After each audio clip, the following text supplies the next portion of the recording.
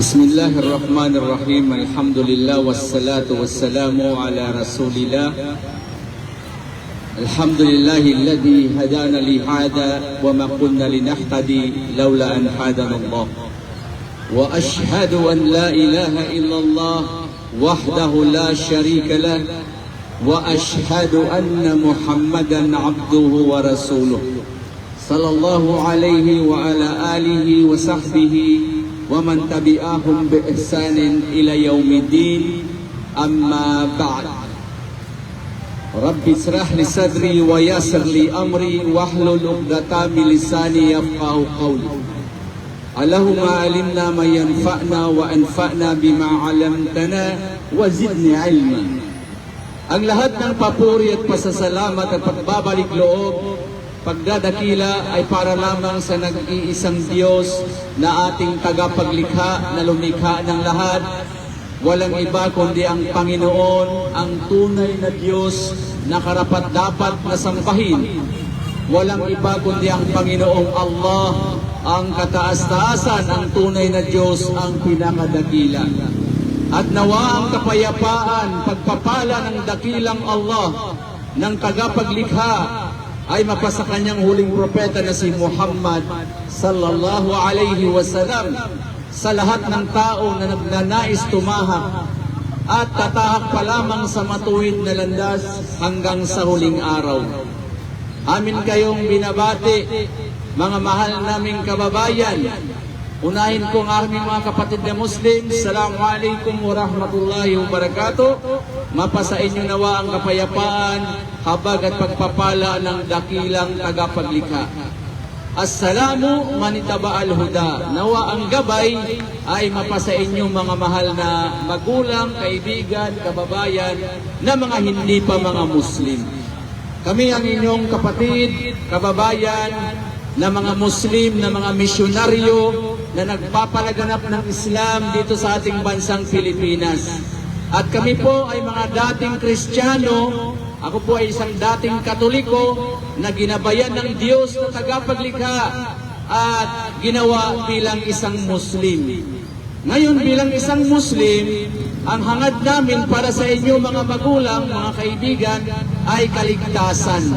Gusto namin na makasumpong kayo ng kaligtasan, makapasok kayo sa paraiso, sa dakilang tagapaglikha sa kabilang buhay. Kaming mga Muslim, hinahangad namin ang paraiso, hinahangad namin ang kabutihan, hinahangad din po namin para sa inyo. Yun po ang turo ng pananampalatayang Islam, na hindi tayo magiging isang tunay na Muslim kung hindi natin hinahangad sa kapwa kung ano ang hinahangad namin sa aming mga sarili. Kaya po mga magulang, meron po kaming mga libreng babasahin dito. Walang bayad po. Sana kumuha kayo. Walang bayad. Tagalog po ito. At meron po tayong libreng kape dito at biskwit.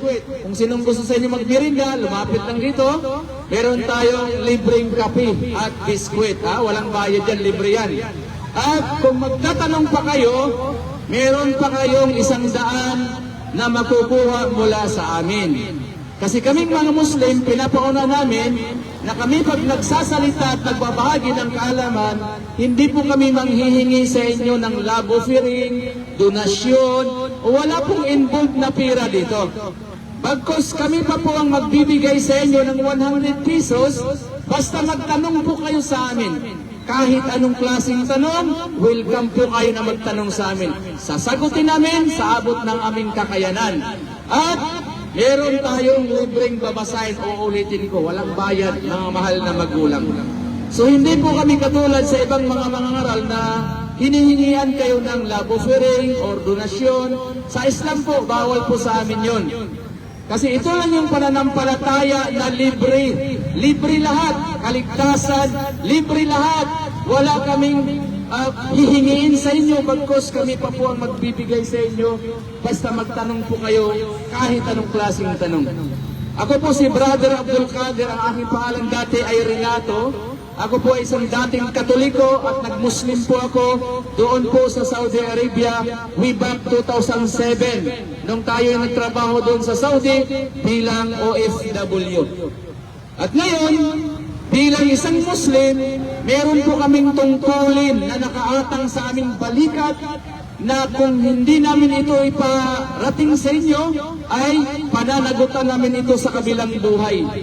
Ang aming hangad dito ay ang kaligtasan ninyo mga magulang. Kaligtasan na lahat tayo magsama-sama, hindi lang dito sa bayan ng Marikina, bagkus doon sa paraiso, kaharian ng ating dakilang tagapaglikha. Yun po ang goal namin. Bakit kami nagsasalita dito? Tulad na sinabi ng kapatid ko, nagsasalita kami ito, wala kaming sahod. Ito ay voluntaryo namin. Ibinibigay namin ang oras, panahon, at ang aming konting kayamanan, paibahagi, para lang makarating sa inyo ang aral ng pananampalatayang Islam bilang pagmamahal, bilang pagmamalasakit. Kaya kung may tanong po kayo, may agam-agam kayo, lumapit lang dito at magtanong, at meron kayong 100 pesos na makukuha. So yun po mga magulang, ang aking ibabahagi sa inyo ay ang mensahe ng Islam. Ano ba ang mensahe ng Islam? Ang mensahe ng reliyong Islam ay siya namang mensahe ng lahat ng mga propeta. Lahat ng mga propeta na isinugo, meron silang dalang mensahe, at ang mensahe ng mga propeta katulad ni Noah, Abraham, Moises, Jesus Christ, at ang huling propeta na si Muhammad, ay sambahin lang natin ang tangi na nag-iisang Diyos na ating tagapaglikha. Yun po ang mensahe ng Islam. Wa'budallaha wa la tusriku bihi syai'an. Ang mensahe ng Islam mga magulang ay mensahe na nagbubuhat ka sa dakilang tagapaglikha, sa nag-iisang Diyos na lumikha sa lahat. Na ang Islam na relihiyon ay nagtuturo na sumamba lang tayo sa nag-iisang Diyos na lumalang lumikha sa ating lahat. At huwag nating pagtambalan sa pagsamba ang tunay na Diyos na tagapaglikha. Yan po ang mensahe ng mga propeta. Sambahin lamang ang Allah, ang tunay na Diyos na tagapaglikha sa ating lahat. Huwag na huwag siyang bigyan ng katambal sa anumang pagsamba. Dahil ipinadala ang mga propeta ng Diyos, ng Allah, na merong layunin at dahilan. Atin pong mababasa sa loob ng banal na Quran na sinabi ng Diyos na tagapaglikha, ang Panginoong Allah, walakad ba'athna fi kulli ummatin rasulan an ya'budullaha wajtanibut tagut. Ang ibig sabihin po mga mahal na magulang, sabi ng Diyos na tagapaglikha sa ating lahat, ang lumalang sa atin, tunay na isinugo ko, ipinadala ko ang mga propeta sa magkaibang panahon, magkaibang lugar, upang iparating sa mga tao na sambahin lamang ang tangi na nag-iisang Diyos na lumikha sa ating lahat, ang Panginoong Allah.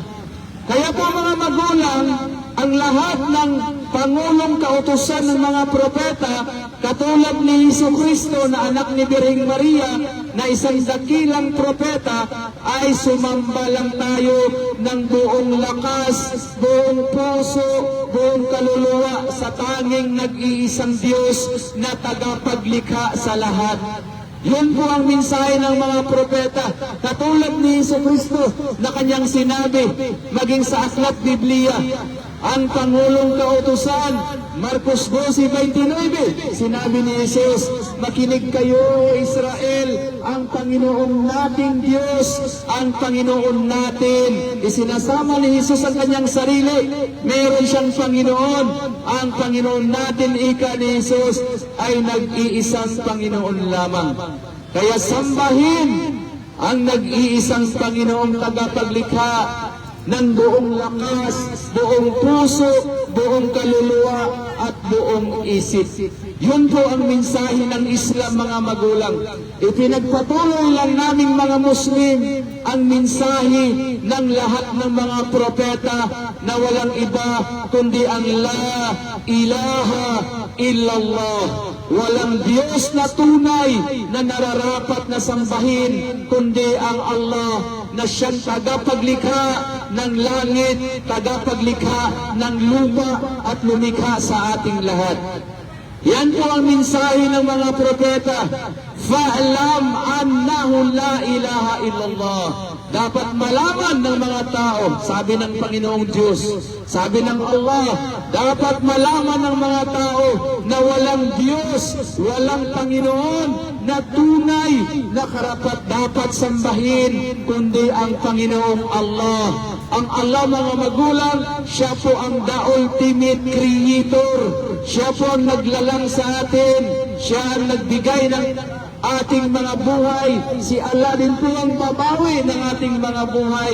Kaya sa pananampalatayang Islam, yun ang Allah, ang tunay na Diyos. Siya ang karapat dapat sambahin bilang pagtanaw ng utang na loob sa Kanya. Nilikha tayo ng Panginoong Allah, binigyan tayo ng buhay, binigyan tayo ng makain, binigyan tayo ng hangin, binigyan tayo ng lahat ng ating mga pangangailangan. Galing yan sa Allah, galing yan sa tagapaglikha. Kaya nararapat po na ibalik natin ang kanyang karapatan. Siya lamang ang ating sasambahin, wala nang iba pa. At pagkatapos, ang mensahe ng Islam, paniwalaan, mahalin si Jesucristo na anak ni Birheng Maria. Marami sa atin mga tao na hindi mga Muslim, mga akala nila mga Muslim ay hindi naniniwala kay Jesus. Yan po ay malaking kamalian. Bagkus kaming mga Muslim, hindi matatawag na tunay na Muslim kung hindi kami nagmamahal, susunod, maniwala sa dakilang propeta na si Jesucristo na anak ni Birheng Maria. Kaming mga Muslim naniniwala na sinuman ang hindi sumunod sa turo ni Jesus at namatay, dire-diretso na sa impyerno habang buhay. Kaya kailangan pong sundin natin ang katuruan ni Jesucristo. Isabuhay natin ang kanyang mga turo para magkamit tayo ng buhay na walang hanggan. Si Jesucristo sa kanyang panahon ay kailanman hindi nagturo na sambahin ang kanyang sarili. Bagkus si Jesucristo, ang turo niya, ang buhay na walang hanggan, ang kaligtasan na itinuturo ni Jesus ay ang makilala natin, ang sambahin natin, ang tanging nag-iisang Diyos na tunay. Saan natin mababasa? Sa Juan 17 talatang 3 na sinabi ni Jesus na ito ang buhay na walang hanggan, na makilala kanila na ikaw ang tunay at nag-iisang Diyos at ako si Jesus na kanyang isinugo. So malinaw po, si Jesucristo mismo nagpakilala sa kanyang sarili na siya ay isinugo. Ang sugo, mga magulang, ay propeta. Ang propeta, tao, katulad natin. Ang propeta, hindi dapat sambahin. Ang mga propeta, sila ang ating guide o manual para tatanggapin sa atin na nag-iisang Diyos ang ating mga pagsamba at panalangin. Kaya si Jesucristo, sa makatuwid, mahal namin, ginagalang namin, pinapaniwalaan namin na siya ay dakilang propeta na isinugo ng Diyos para ang mga tao ay akayin tungo sa tamang pagsamba at tamang pagkilala sa dakilang tagapaglikha, ang nag-iisang Diyos, ang Panginoong Allah. Kaya sa banal na Quran, si Jesucristo sa kanyang panahon, papaano siya manalangin, papaano siya mangaral, sinabi ni Jesus ng ganito mga magulang. Wa inna Allaha Rabbi wa Rabbukum fa'buduhu, hada siratun mustaqim. Ayon kay Jesucristo at katotohanan na si Allah, aking Panginoon, inyo ring Panginoon, kaya't sambahin niyo si Allah. Ayon kay Jesus, hindi sambahin ang kanyang sarili, sambahin daw si Allah.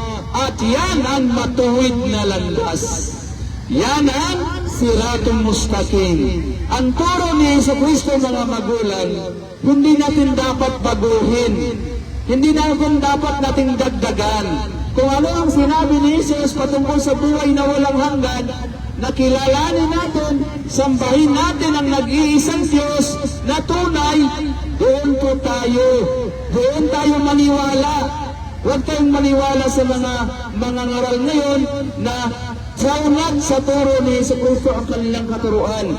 Si Jesus ay isang matuwid na tao, isang matuwid na propeta na siyang dapat nating tularan. Paano si Jesus magdasal? Nagpapatira pa si Jesus sa lupa, katulad ng mga Muslim. Si Jesucristo, ayon sa Biblia, sa bundok ng Getsemani, nagdarasal siya sa Diyos, umiiyak siya, nananalangin sa Diyos si Jesus, at nagpapatira pa sa lupa. Sumusubasog sa lupa. At sa panahon ngayon, tanging mga Muslim na lamang ang sumusunod sa katuruan ni Jesucristo kung paano siya magdarasal.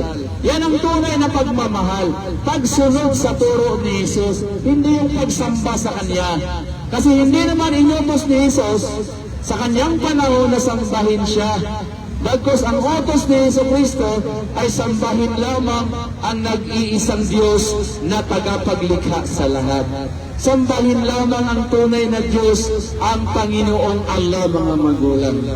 Si Jesucristo po ay hindi po siya hihigit bilang isang propeta na isinugo ng Allah dito sa lugar sa Israel. Kung sugo, mga kababayan, propeta, hindi po dapat sambahin ng mga propeta. Kaya nga, sinabi ni Jesucristo, hindi ako isinugo, kundi sa mga tupa na mga nangaligaw sa bayan ni Israel. Yun po, mga magulang, mahalin natin si Jesus, tularan natin ang kanyang mga gawa, ngunit huwag natin siyang sasambahin. Bagkus kung sinong sinamba ni Jesus, yun ang sasambahin natin para hindi tayong maligaw. Yan ang mensahe ng mga propeta.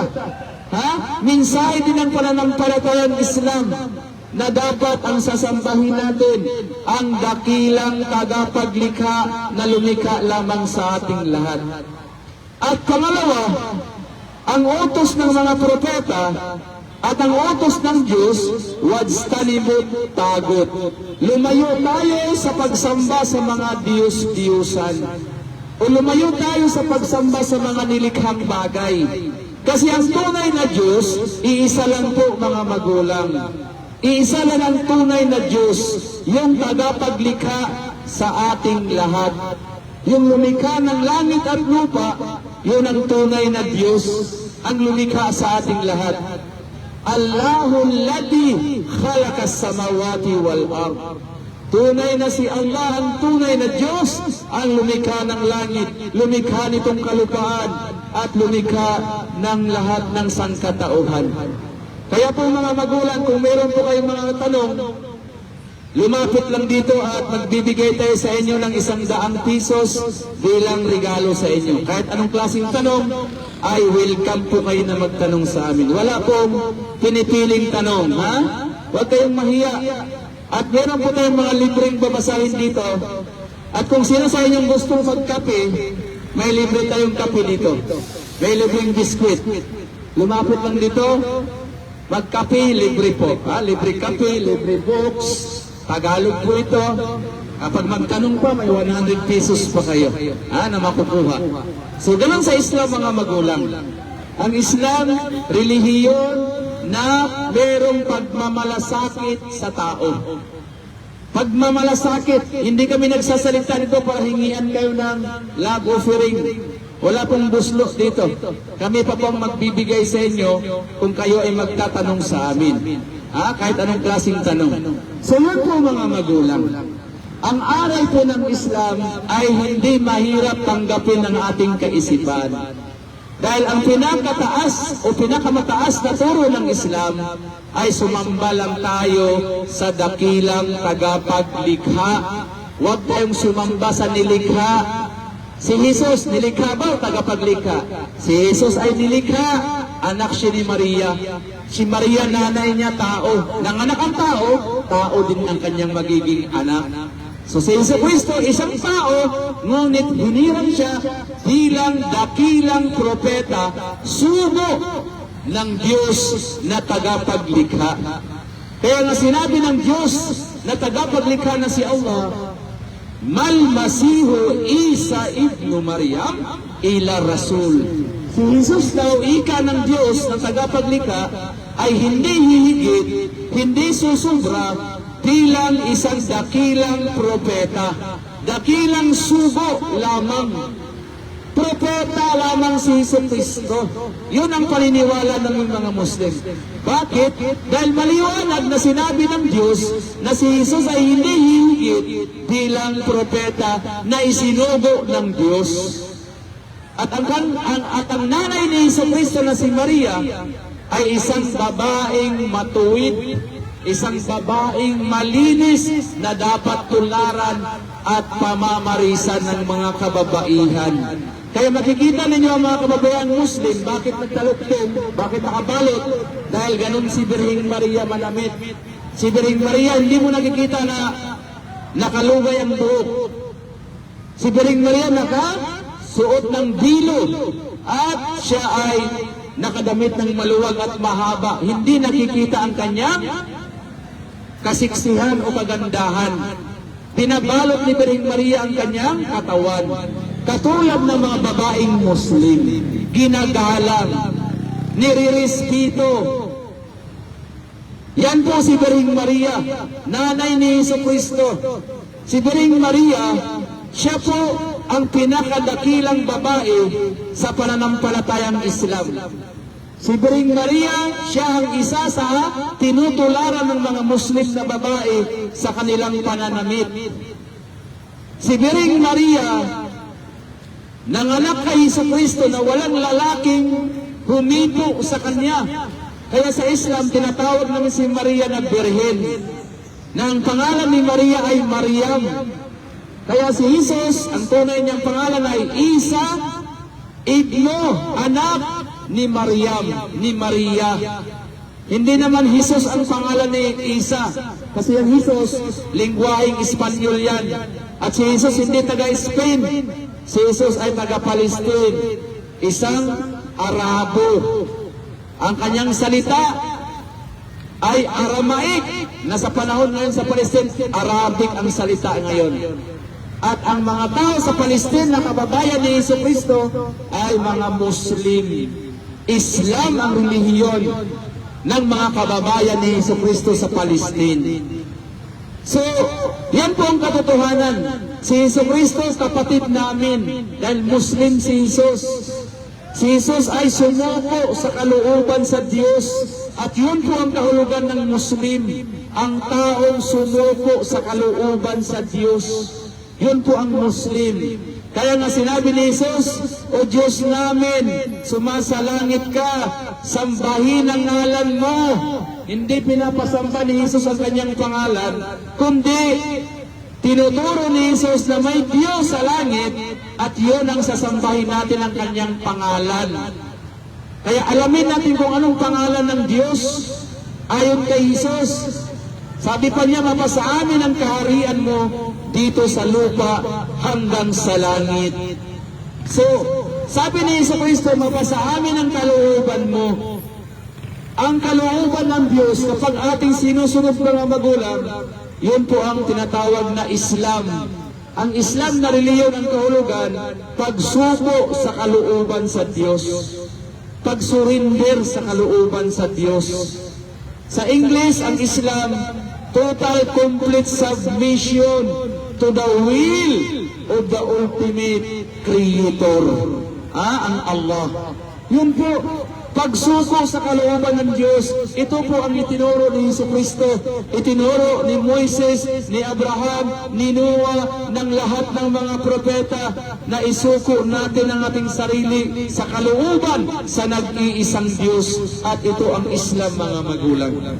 Kaya inanyayahan po namin kayo sa Islam na manaliksik, magtanong, walang bayad. Kapag magtanong kayo, meron pa kayong 100 pesos na makukuha mula sa amin. Huwag po kayong mahiya. Sinabi po ni Jesus, hanapin ninyo ang katotohanan dahil ang katotohanan ay palalayain kayo.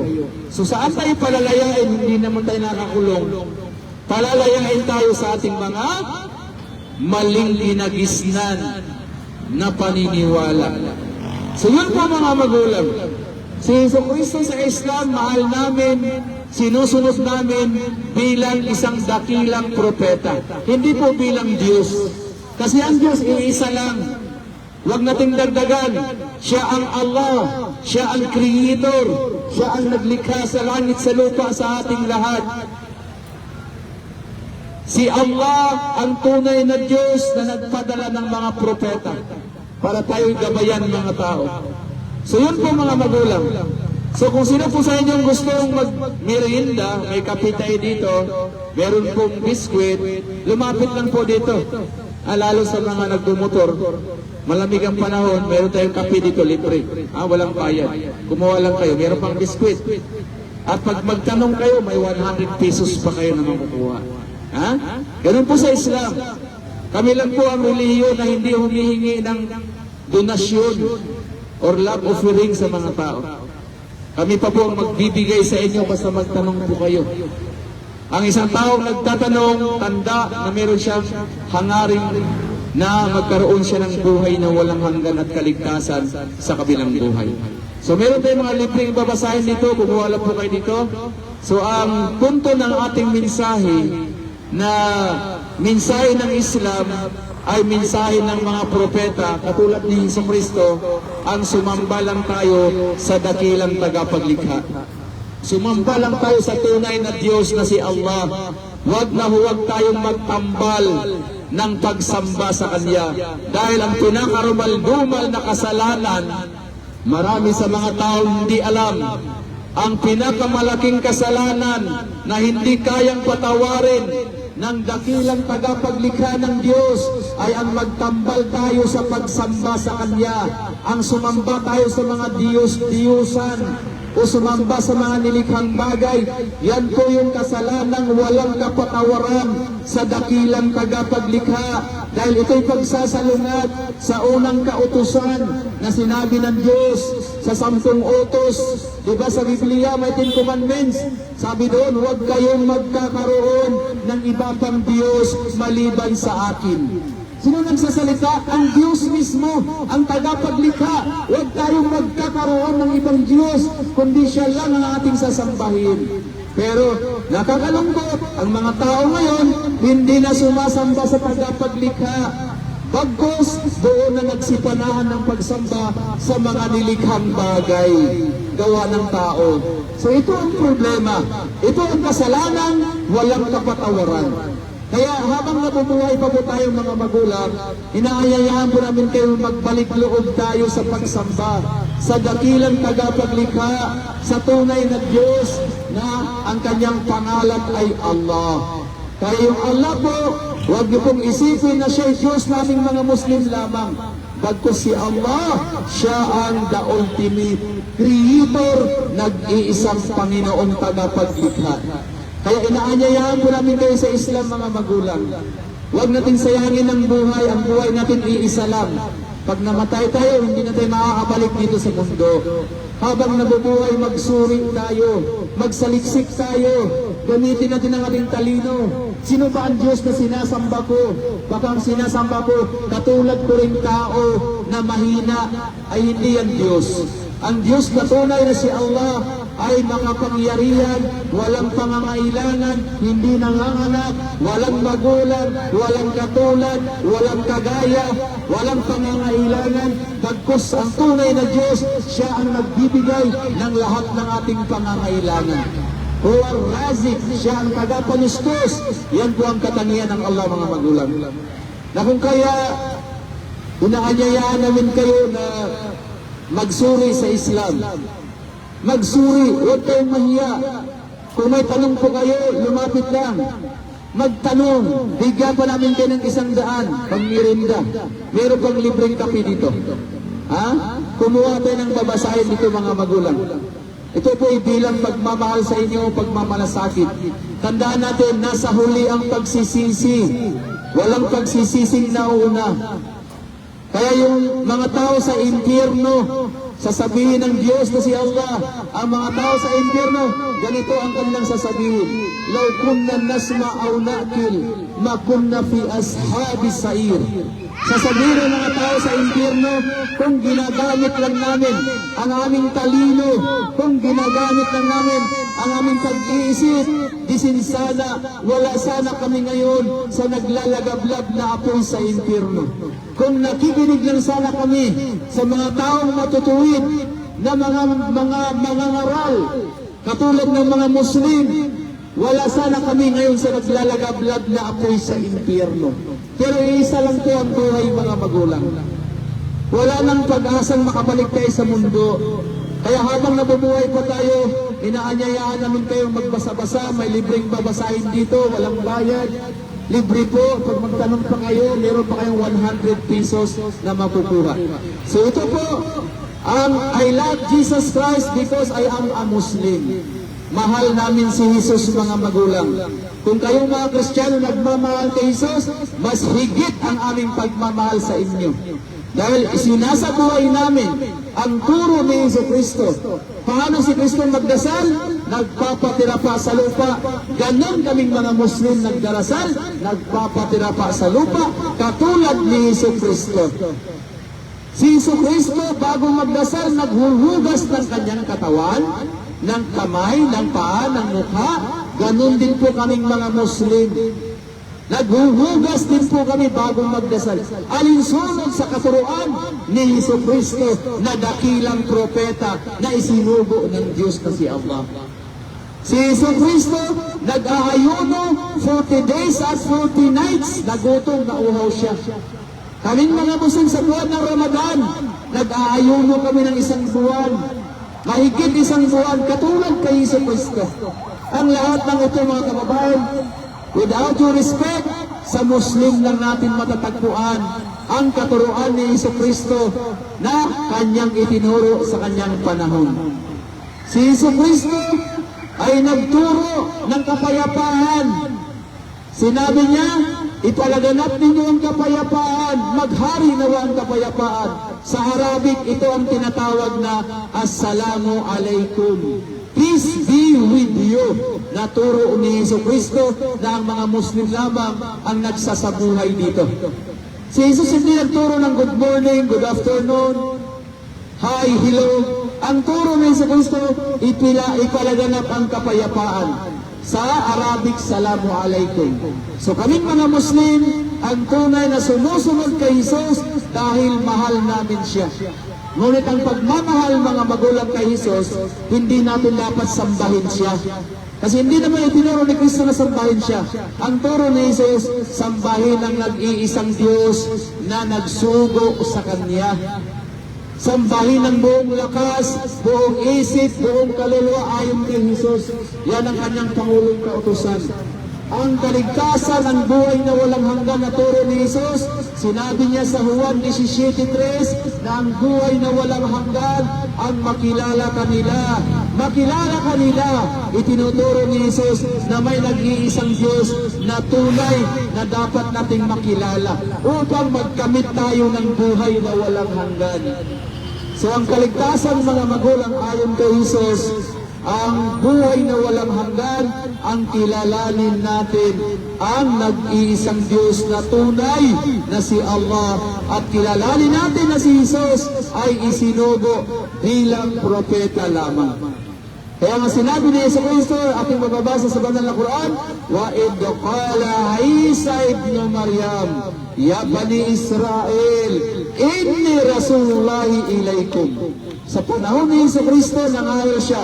Sabi ni Jesus na isang Misaya, sabi niya, o angka ng Israel, makinig kayo, ako ay sugo para sa inyo. Ang sugo, kababayan, propeta. Propeta, tao siya na ginawang propeta na isinugo. Ang propeta, tao, hindi po sinasamba.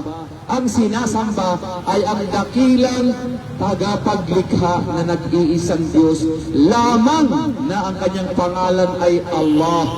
Kaya sa Islam, Maraming mga pastor na nag-Muslim, mga pari, mga obispo, mga ministro, dahil dito nila nakita sa Islam ang tunay na pagmamahal kay Jesus, ang tunay na pagsamba na dalisay sa ating dakilang tagapaglikha sa nag-iisang Diyos. Kaya po mga magulang, kung meron po kayong mga tanong bilang panghuli, amin po kayong inaanyayahan na magtanong. Magbibigay tayo ng 100 pesos sa inyo. Basta magtanong po kayo. At meron po tayong mga libreng babasahin dito. Kumuha po kayo ng babasahin libre. Kung gusto nyo pong magkape, may kape po tayo dito. Libre po. Walang bayad ang kape. Na may biscuit pang kasama. Lumapit lang dito para mainitan ang inyong mga sikmura.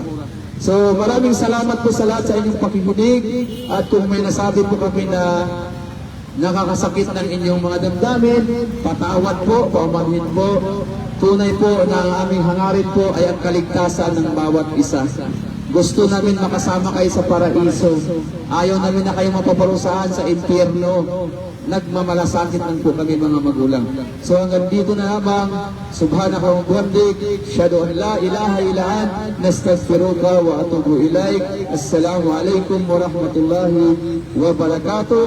At nawa ang gabay mapa sa inyo mga magulang, gabayan nawa kayo ng dakilang tagapaglikha sa katotohanan, nang sa ganon ang katotohanan siyang magpapalaya sa atin. Maraming salamat po sa lahat at hanggang sa muli.